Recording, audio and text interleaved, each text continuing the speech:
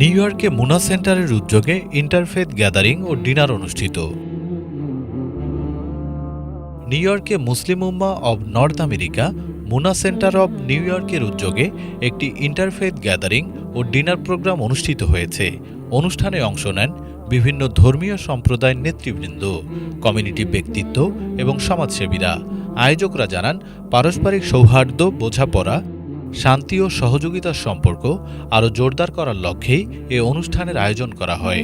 অনুষ্ঠানে উপস্থিত ছিলেন মুনার ন্যাশনাল অ্যাসিস্ট্যান্ট ডিরেক্টর ড রুহুল আমিন, মুনা সিটি লাইন চ্যাপ্টারের প্রেসিডেন্ট আব্দুল রাজ্জাক, সেক্রেটারি আকরামুল হক, নিউ ইয়র্ক সিটির শিক্ষক ও হাফিজ মুশাররফ হোসাইন, বাইতুল নূর মসজিদের ইমাম Bilal Hossain, Nahar New York South zone ও রিলিফ ডিরেক্টর আব্দুস সাত্তার এবং মুনা সাউথ ওজন পার্কের সদস্য ও সিপিএ তারিক সহ বিভিন্ন পর্যায়ের নেতৃবৃন্দ।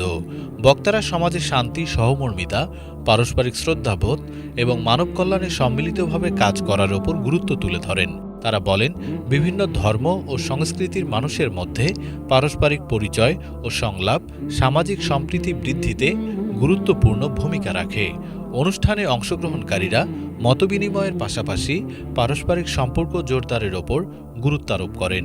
আয়োজকরা অনুষ্ঠান সফল করতে সহযোগিতা ও সমর্থন প্রদানকারীদের প্রতি কৃতজ্ঞতা জানান।